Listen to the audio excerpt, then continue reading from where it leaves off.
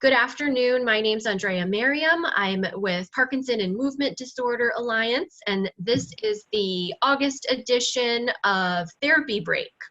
So Therapy Break is our monthly happy hour gathering online where we feature one form or aspect or one version of the many Parkinson's therapies out there. Today we're going to be talking about a specialty exercise, and our featured speaker is an occupational therapist. So we just lined up another occupational therapist to do a more general presentation later on in the year. So I just want to set that framing that we're going to be very specific about Nordic walking, pole walking, urban poling. There's a lot of names for it. But before I turn the floor over to our guest speaker, I just wanted to tell you a little bit about her. So Mandy Shintani, she's an occupational therapist, and she founded the organization Urban Poling. Her mission is to inspire, she's Canadian, but I think your mission is to inspire all of us, not just Canadians. Absolutely. Yeah, towards active living and wellness through her innovative pole designs and education like we're doing today. She is an occupational therapist, like I mentioned, and recently has been on quite a promotional tour, educational tour, her passion for spreading the word and helping the Parkinson's community. She's been everywhere from Australia to the UK to California. Most recently, she was at the Parkinson Foundation Annual Summit in Fresno. She spoke for the Central Coast Parkinson's Association in San Luis Obispo, was at the 200 Years of Parkinson's Conference in Australia, and then part of the National Fall Prevention Conference in Canada. So we are so happy to be squeezed into your very busy travel schedule. And the great thing about online is you didn't even have to get on a plane to talk to us today. Absolutely. I'm just from my home. Yeah. Well, thank you so much, Andrea, and thanks so much to the Alliance group for allowing me to present today. So welcome everyone on my presentation today. As Andrea mentioned, Nordic walking for people with Parkinson's. So a lot of people ask me, why it is over the last 15 years, I've been going around as an OT and gerontologist talking about the benefits of using Nordic walking poles, both for rehabilitation and for fitness.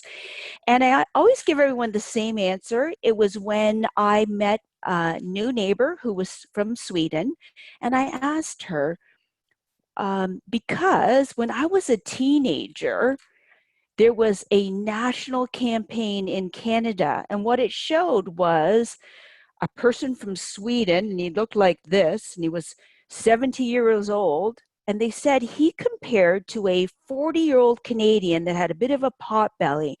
And I remember thinking as a kid, how was that possible? Like, you can imagine that the distance between the Swedes and the Canadians is even bigger. So I asked my neighbor who was from Sweden, what are you doing? And she said, all we're doing is walking. And she said, we walk to the corner store to visit our friends. And she said, I noticed you guys always get into your vehicle. And I thought that was fascinating, that the healthiest people on the planet are just walking as their primary activity. And she said, but also, she said, everyone uses Nordic walking poles. And she said, whether you are a preschooler, a working mom, the Olympic cross-country team uses it as a summer training program, or whether you're older, people use walking poles. And I had never heard of that concept before. So I mean, like using walking poles, just walking around in city streets, in parks, on trails. And I'd never heard that concept before. And when I looked at the research, I looked on PubMed, which is probably the research source that is trusted most by healthcare professionals. There are over 270 independent studies showing the benefits of using Nordic walking poles. And there has been about 6 related specifically on Parkinson's. And what I felt was when I looked at that research is that this really targets a lot of goals we're trying to achieve for people with Parkinson's disease. So for example, when you're using poles, you've got that bilateral support. So it helps in terms of reducing the risk of falls. You can see here that when I press down on the ledge of the pole, it really forces me into a nice upright posture. As you know, when you have Parkinson's, for a lot of people, you tend to, walk in a stoop posture, but it really reinforces the need for standing upright.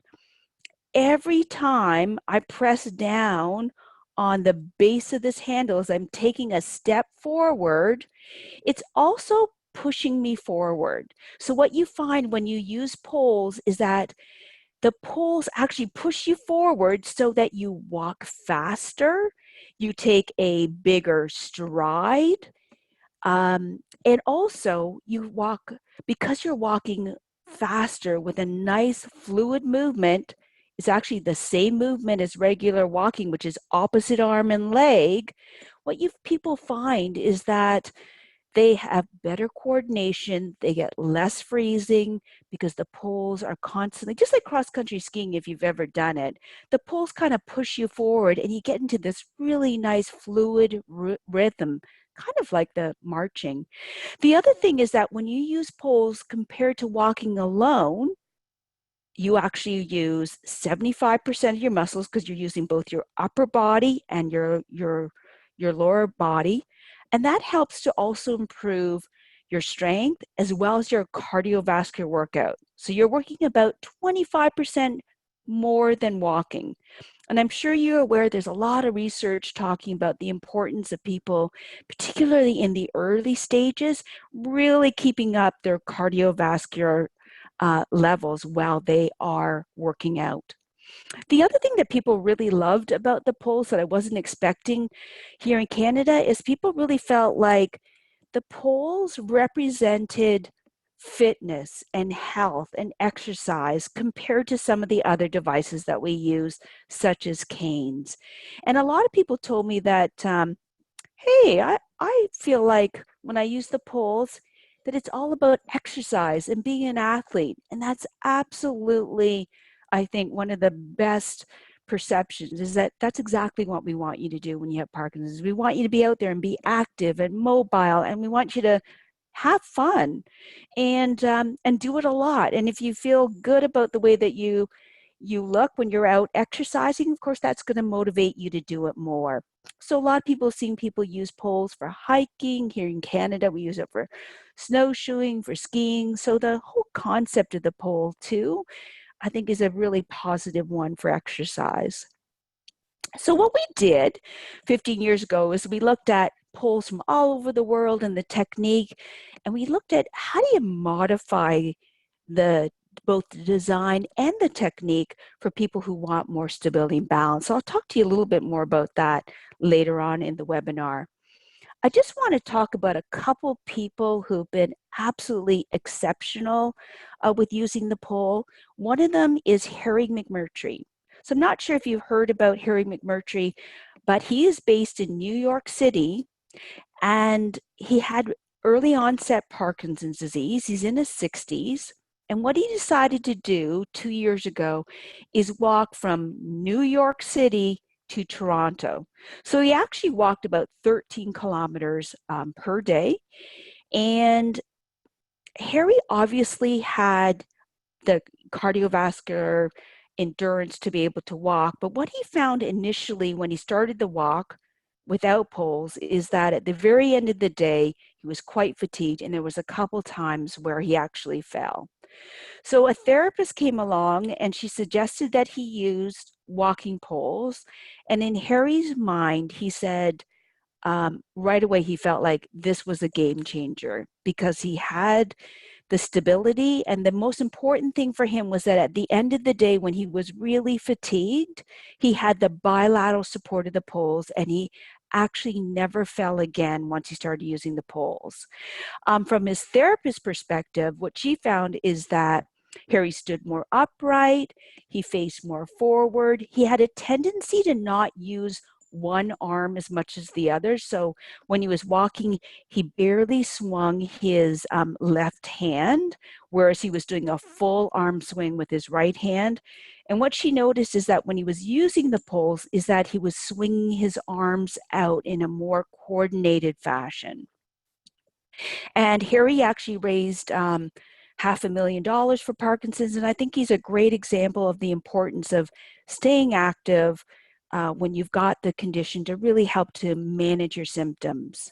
Okay, so for the rest of the time today, what I'm going to talk to you about is just a little bit of research on Parkinson's and using the poles. And then I'm mostly going to focus on how do you actually do the technique associated with it. So I'm going to show you two different techniques. First of all, I'm going to show you a technique, what we've coined as being the activator technique, which is really for people who are most concerned about balance, who have Parkinson's disease and perhaps use a cane already, but just really want some stability and just want to be able to walk a little bit further. And then I'm also going to describe to you a technique which is called either Nordic walking, we've coined it as urban poling here in Canada, which is more for people who are in the early stages of Parkinson's and are really doing it more in terms of fitness and exercise, big arm swing, lots of movement, and greater walking speed. Okay, so in terms of research, I'm just going to talk about a couple studies. The first one is a study that I talked about when I went to the UK. And that is a study where they had 3 different groups. They had one group that did Nordic walking. They had one group that went walking alone. And they had a third group that did flexibility and balance exercises.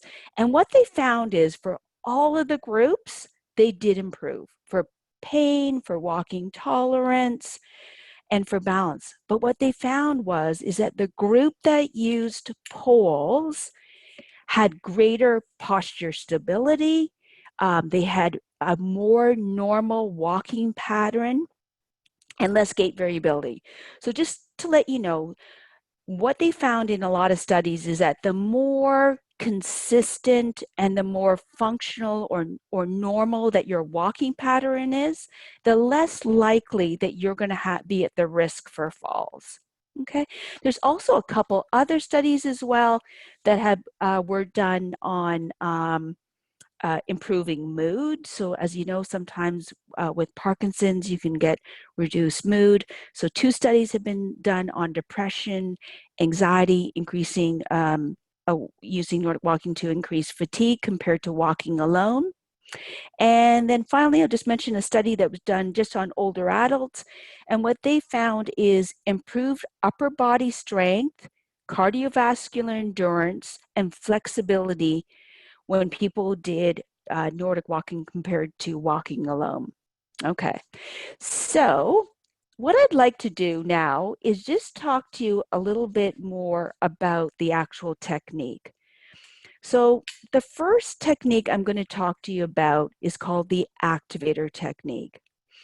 And when you're doing this technique, the important thing is that your elbows should be at a 90-degree angle. And if you don't mind standing up right now, if you can, and just move your arms back and forth like I'm doing right now, that'll help you to remember the activator technique later on when you're using the pole. So you can see too, there's a lot of shoulder movement, because what I find is when I tell people when you're using the poles and bend your elbow at a 90-degree angle, what I find is that sometimes people lock their arms beside their body, and then they don't move their shoulders, and then they aren't able to keep the poles vertical when they're walking. So the important part is the reason why you want to keep your elbows at a 90-degree angle is that allows me to keep the poles vertical. So we actually had a study that was done at University of Western Ontario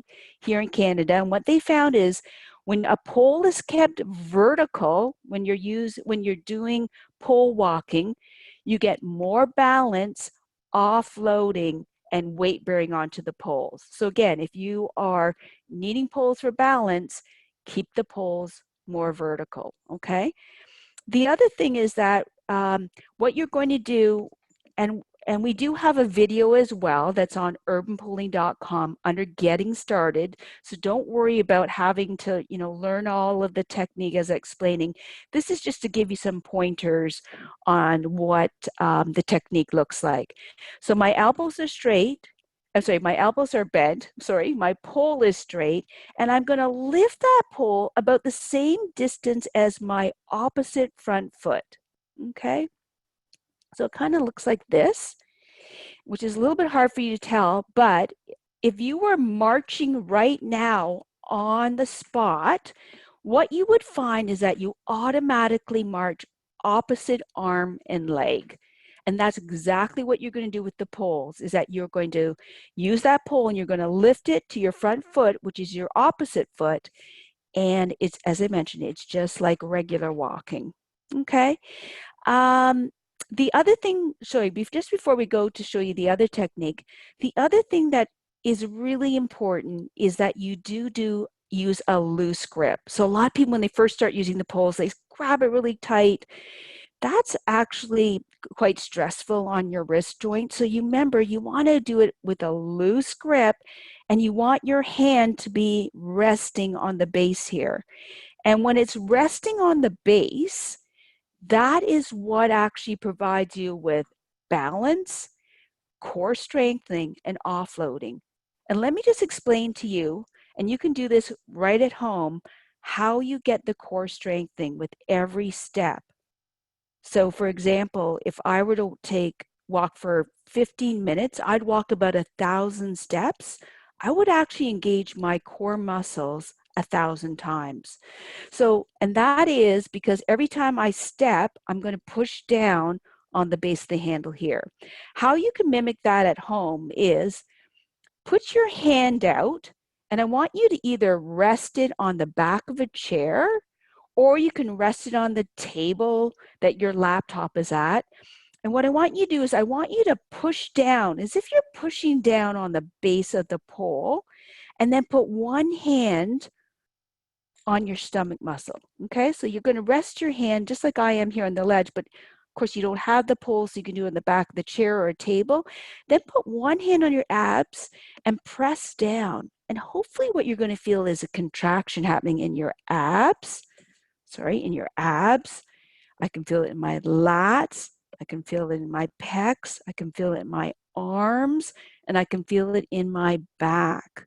Okay, and that's how, when you are walking, you're also exercising your muscles and you're really targeting your core.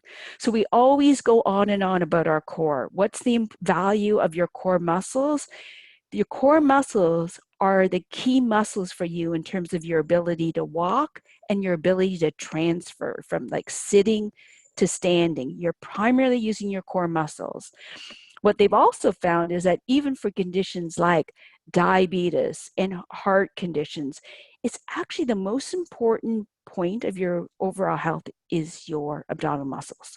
Okay, so what I'm going to talk to you about, show you right now, is how do you do the polling if you've got very mild symptoms and you really want to go out there, you want to do more fitness walking, you want to really increase the speed that you're walking, you want to get nice arm swing.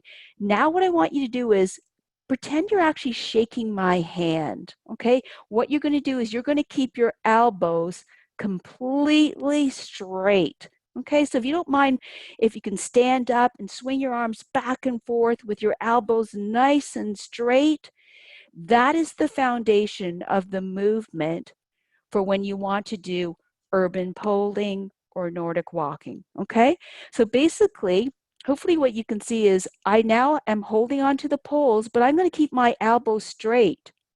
Okay, and when I do that, what happens is the pole now is in a vertical position. Okay, and so I'm going to do exactly the same thing. It's opposite arm and leg, but I'm actually now just using straight elbows, and my pole is now in a diagonal position, and it's going to push me forward.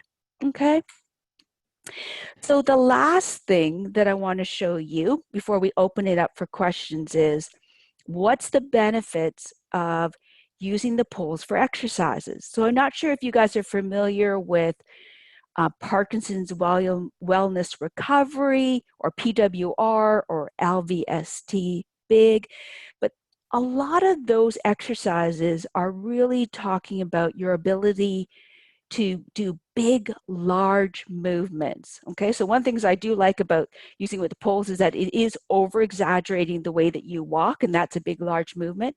But look at when you're doing exercises, simple exercising, because you've got that bilateral support, I can even go further in terms of my range and the movement, because I've got the poles to support me.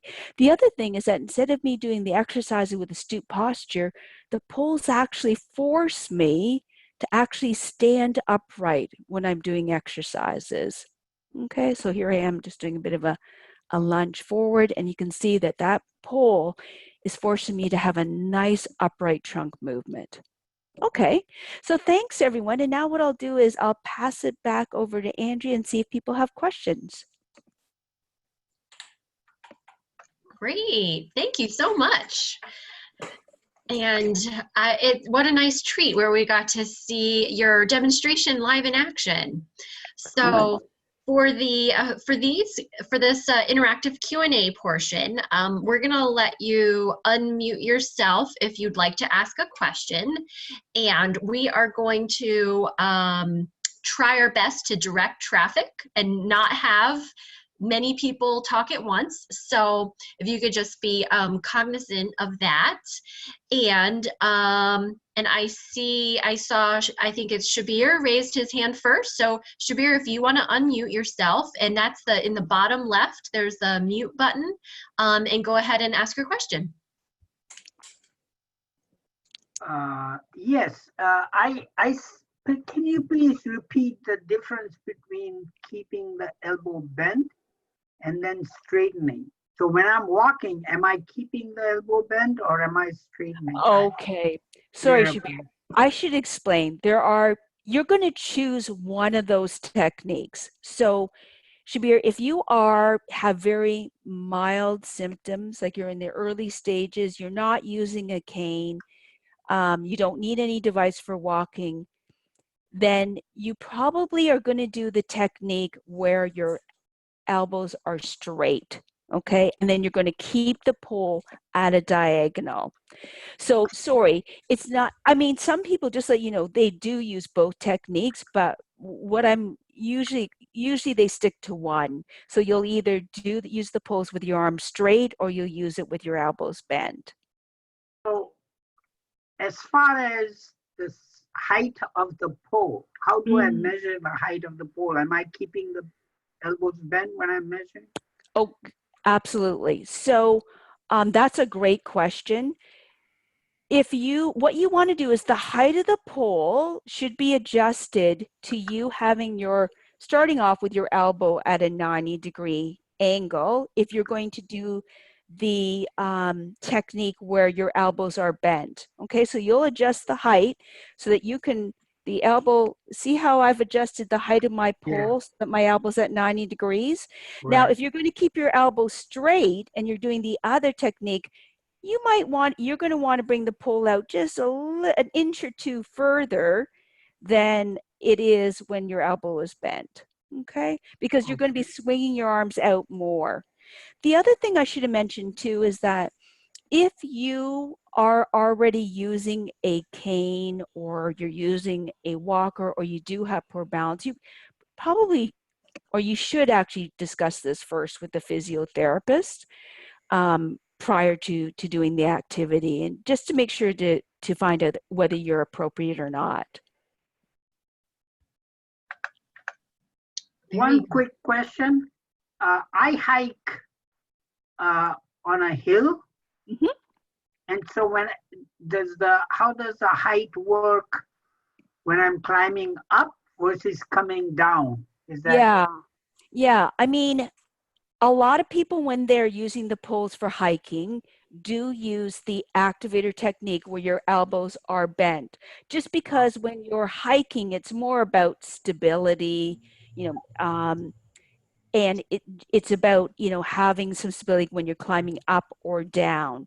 So it's quite detailed, but basically, I can tell you very quickly that, yeah, use the activator technique, but also when you are going down, if it's really steep, sometimes people lengthen their poles. okay? Okay. But you absolutely can use the same pole for doing this, you know, urban poling or Nordic walking, and as well as using it for hiking. I'll just mention one thing is that if you use it for hiking, you want to pull off the rubber tip, okay? And there's a carbide steel tip underneath.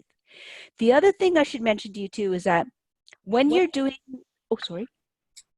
When you're doing the activator technique, you have a bell-shaped tip because that gives you more stability. But when you are doing the Nordic walking or urban poling technique, you do generally use this boot-shaped tip, okay? Because that boot-shaped tip actually rolls the pole forward and keeps it more in a diagonal position, okay? Very good. So Shabir, do you, you said you hike, you hike mountains. Do you use the poles? Yeah, I always use poles because one of my problem is I have a toe problem for unrelated reason, and it helps me with my toes, less sensitive toes, especially coming down. Very You know, good. yeah. Oh, Shabir, can I just mention that a lot of people use them for exactly the reason you mentioned is that if they have painful knee, hips, or foot conditions, when you're leaning on the poles, you're also taking weight off your hips and knees. So it's anywhere from 11 to 34% through the research when you keep that pole again vertical because you get more offloading. So yeah.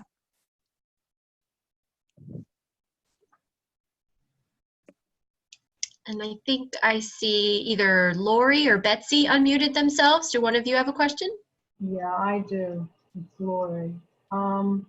What do you look for in a poll when you're purchasing one?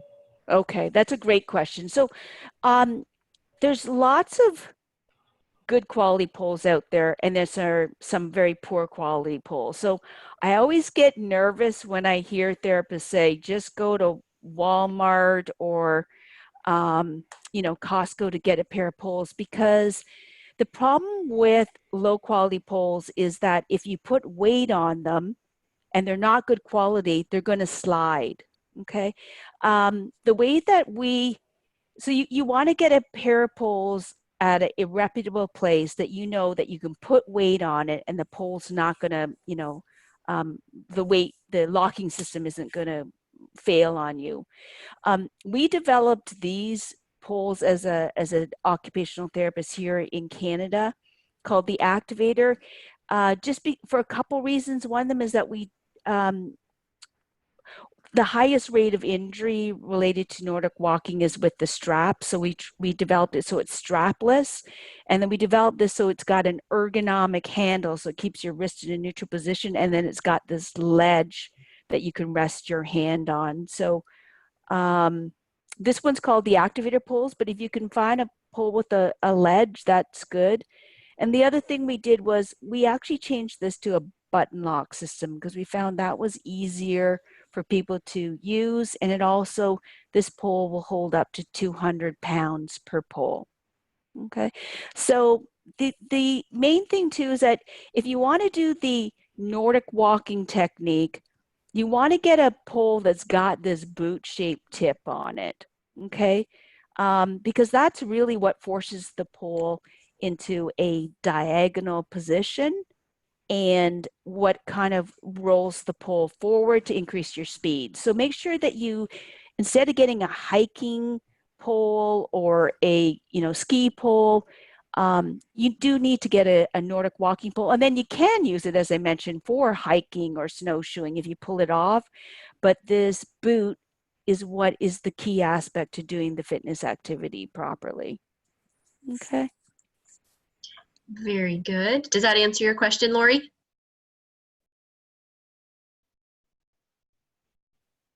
Sounds good.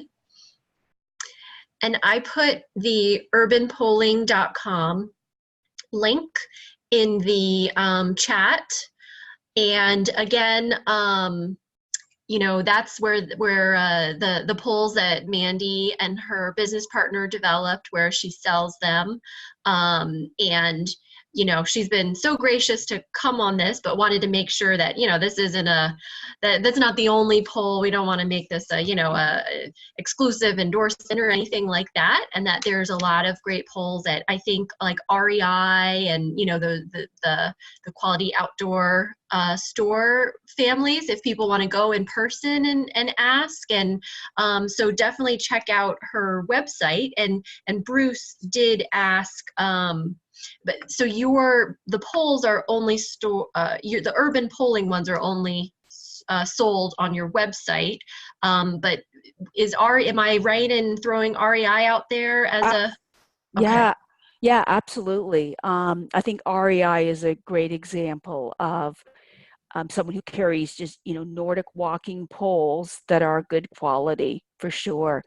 Yeah, so I should just mention though that the other option for our poles as well is Amazon, but absolutely people, you know, if they get a good quality walking pole, there are lots of different types around. Very good. And you definitely ship to the US, right? Yes, we actually are. We have a warehouse based in the US, and absolutely we ship there as well. So I've seen poles that have springs and others Yeah. that don't. Is that necessary? Yeah, I've seen those as well. What I found with those ones is that they tend to not have the same amount of stability as other poles do. So I don't normally recommend poles that have the springs in them. Our poles have anti-vibration features in it already. Lots of other good poles do, but I think that actual spring, for most people have said that it actually just feels like it's more unstable rather than it being a real help. Interesting. All kinds of, you know, variations that are out there, huh? And you mentioned how, you know, going to Walmart maybe is, you know, with so many things, getting the bottom, you know, the cheapest option. Is there like a price range where we know if it's X dollars and below, it's a little, you know, shady and maybe we should be cautious? Yeah. I mean, I would say anywhere over, you know, it kind of ranges anywhere from 89 to actually some of them are as expensive as $200. But yeah, I would say within that range, you're probably going to find, you know, a good quality pole. And you Okay. can always talk to the, you know, salesperson as well. Just say you want a pole that's got good weight bearing on it. As I said, you want to make sure that you know, it has the boot shaped tip on it for a true Nordic walking pole. So those would all be, yeah, good things to ask the teller about. Okay. Anyone else out there besides our hiking friend Shabir use poles or do any kind of Nordic walking? Anyone try it out before?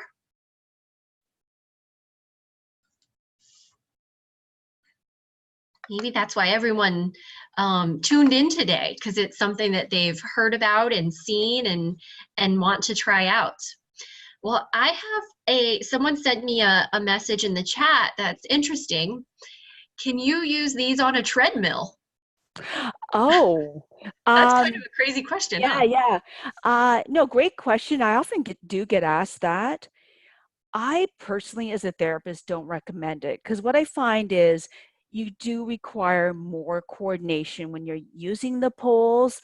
So that in combination with being on a treadmill, I think it just puts you at a bit more risk for falls.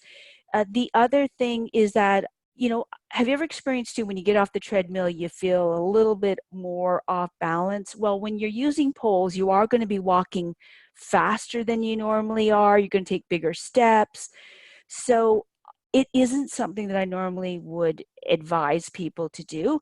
Perhaps when you're a seasoned Nordic walking athlete and you're really confident about your style and your technique, it might be something for you to consider. But the other option is talk to your therapist about it and see what she says. But as a general rule, we don't really prescribe that.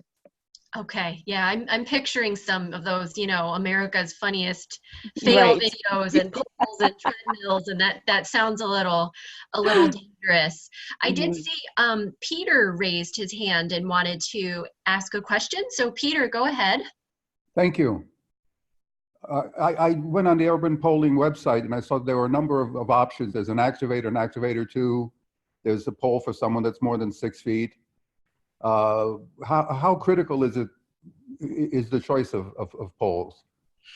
Yeah, I mean, the activator pole is what we developed for somebody who, has issues with balance, maybe already uses a cane.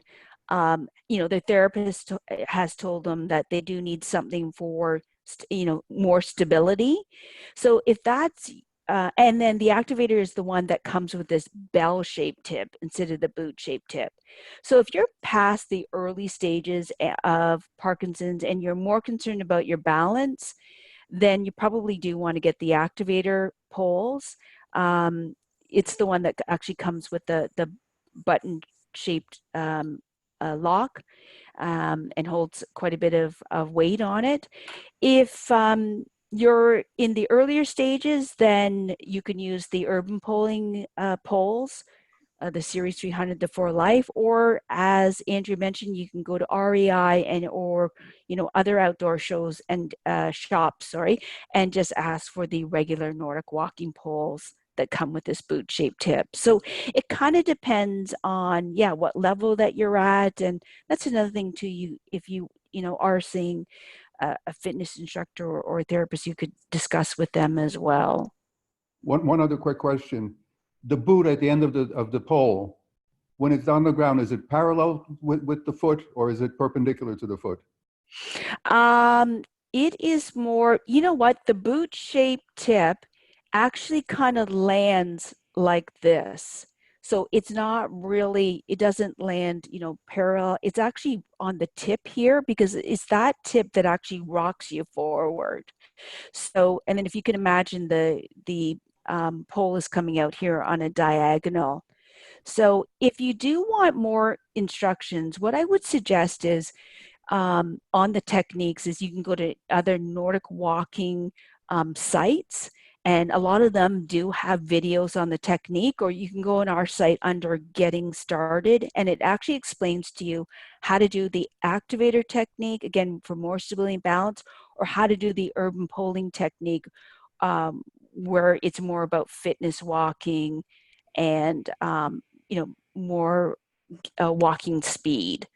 So hopefully, if you look in those videos, it'll also show you how to adjust the poles, what height to put them on, as well as the techniques. But I Thank you very think much. he Very meant helpful. to the foot. So yes, so I guess to your leg, right? So it would be parallel. The boot would be parallel to your leg. It's not going sideways. The boot kind of is, like this. Thanks. Yeah, so sorry, do you mean yes, it is parallel to your foot. So where it lands though, it won't land right beside your foot, but you're right, it kind of, it is kind of on the ground like this. But where it kind of lands is behind you. So a little bit hard to explain, but I think if you look at the videos, it will, you really, when you're doing the techniques, you actually should be more focused on what your arms are doing, and the pole will kind of land where it should be. So if you're doing the, Nordic walking technique, just keep your arms straight with the pole in your hand, and the boot-shaped tip will just kind of land where it's supposed to, which is kind of behind your body, but you're right, it is sort of parallel to your foot. Great. Okay. So Thank you.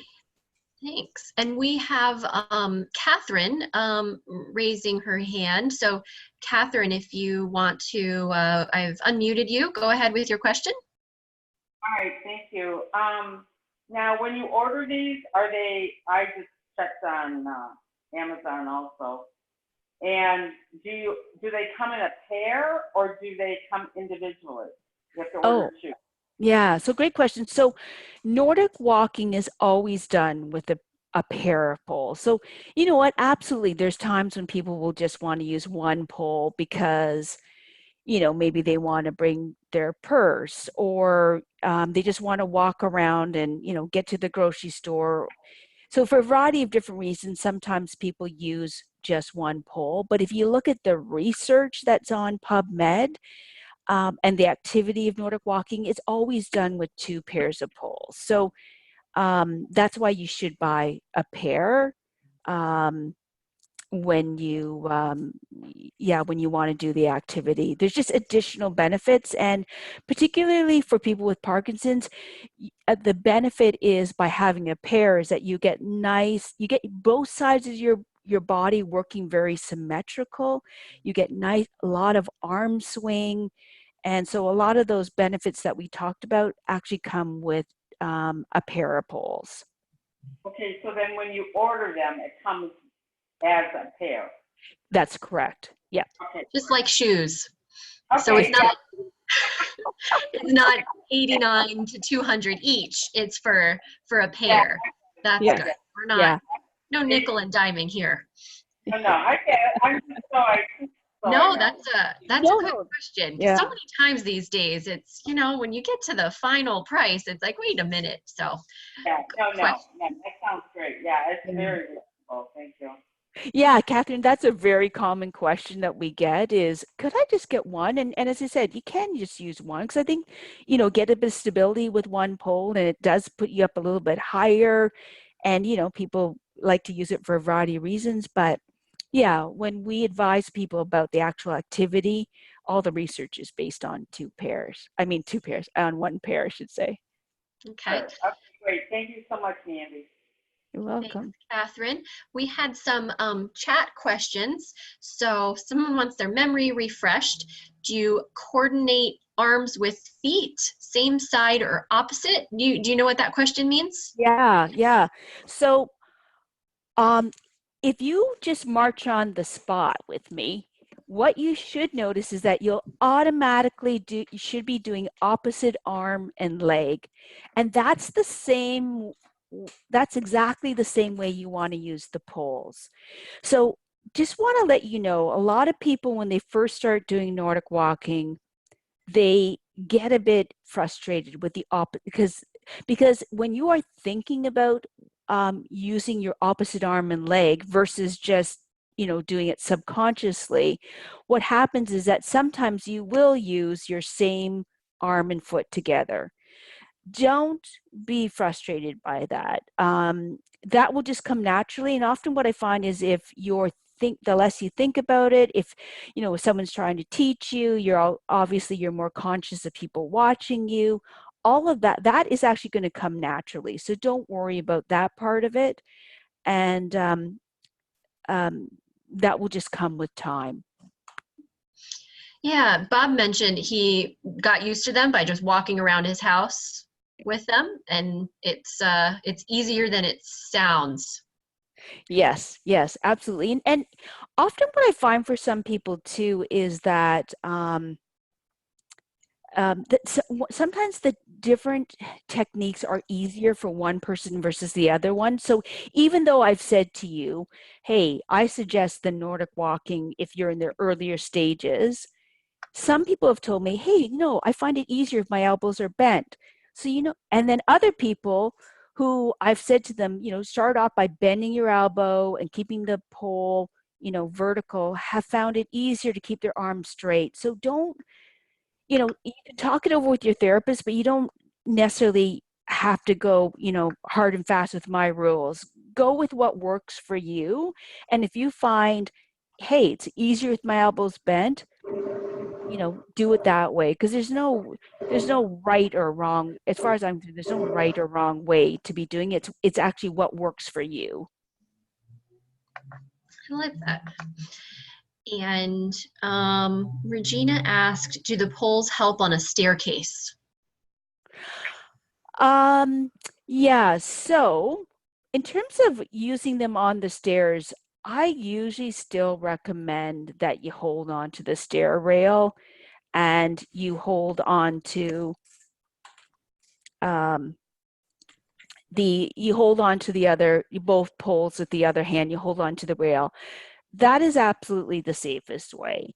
However, absolutely, we do have physiotherapists who use the poles with their clients going up and down the stairs. So it really depends on what your level is. Of course, always the safest is going to be holding on to the ledge, but if you have very mild symptoms and if your therapist has felt that doing stairs is good exercise, then absolutely, you could talk to them about that, and people do use them for that particular reason.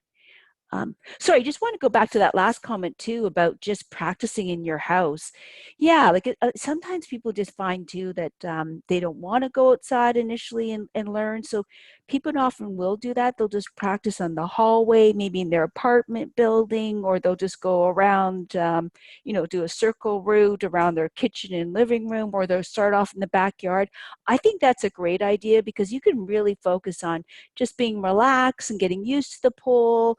And then once your technique gets better, you're going to feel more comfortable being outside on the sidewalk where there is traffic and other, issues that you have to be aware of. So yeah, just a great idea to keep it more local, or, just maybe around your own neighborhood first too, where you're really familiar.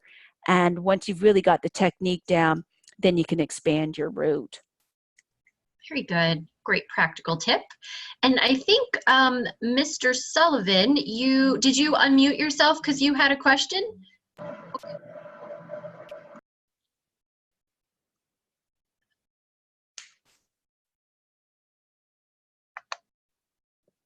Okay, now you're muted. So I'm going to hit unmute. And then I think we're doing that thing where we're both pressing the button at the same time. Okay, he's hands up. So Rebecca, will you unmute him?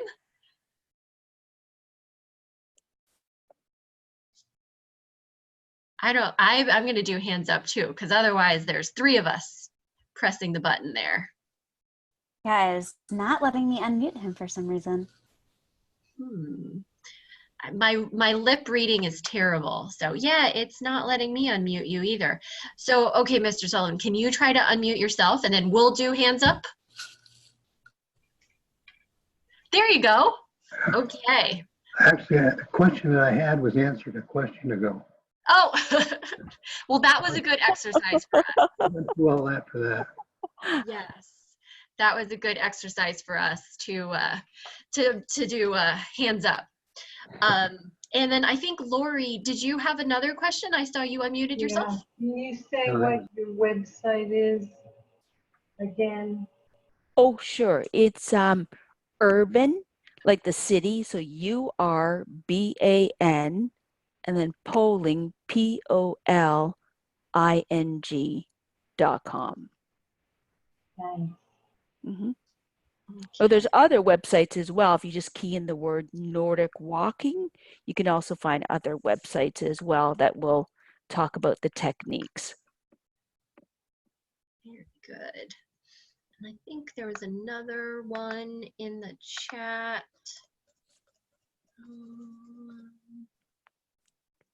Okay. And when you walk, should your pole land around the toe of the opposite foot? Okay. So aligned with, I guess. Yeah, great question. If you're doing the activator technique where the pole, where your elbows are bent, the pole is vertical, yes, you're right. It does land about the toe, about the same distance as the toe of the other foot. if you're doing it where your elbows are straight and the elbow and the pole is diagonal, it's actually going to land behind you, the tip. Okay. So it's a little hard to see, but it's actually going to land behind you. Okay. Because the pole's now going to be at a vertical.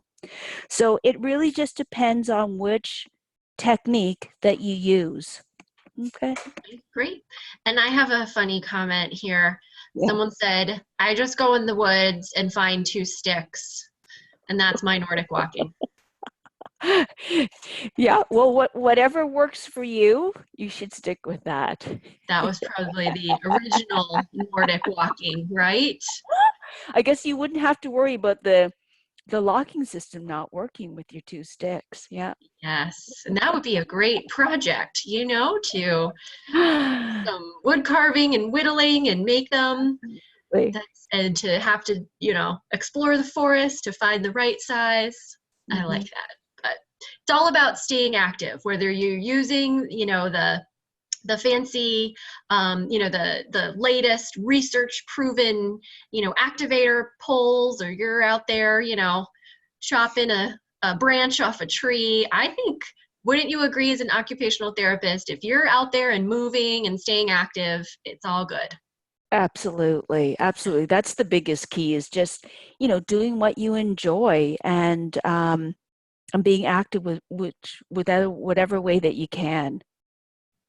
And I think the great thing about the Nordic walking is you're just walking, you know, it's not, you know, a new discipline to learn or a sport to pick up, and it can involve more muscles, and by just walking, you're doing a lot for your body.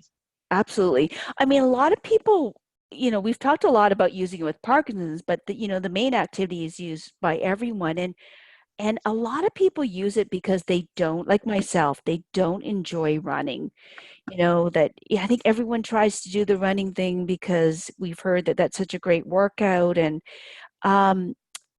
but in reality, you know, when I think walking is a fantastic activity, and this is just a way to add a bit more cardiovascular workout. And like you said, the strength training. So it's a great option to for people who really just don't enjoy running, or they can't run anymore. It's too much exertion on their knees or their hips or their legs.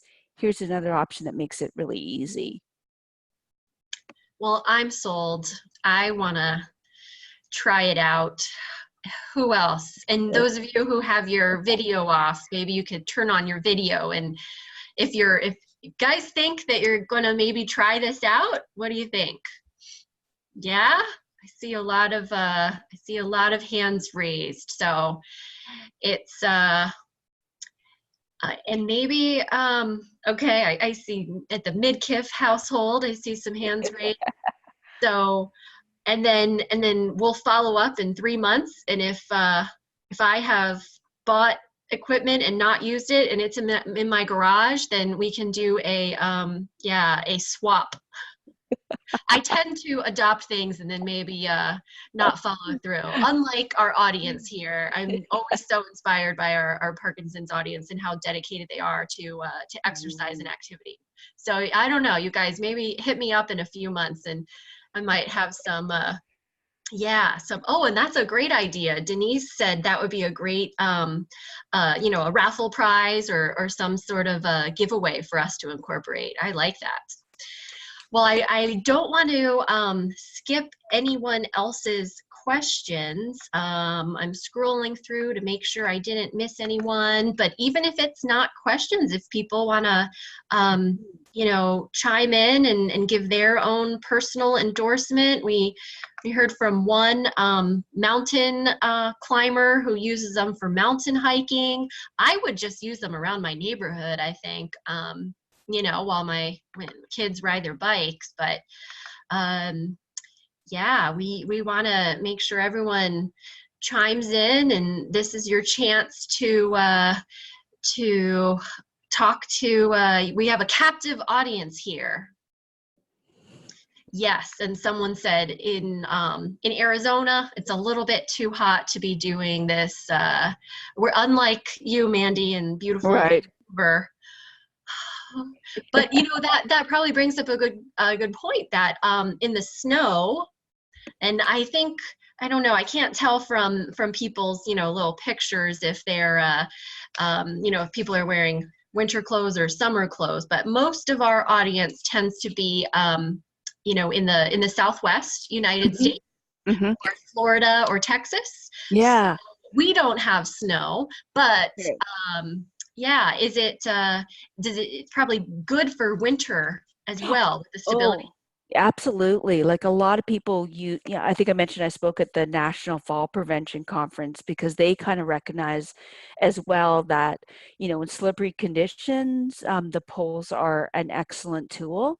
Just want to mention one thing that has been really popular in, one of your listeners had mentioned it being quite hot, but we have a ton of groups that do the polling in malls.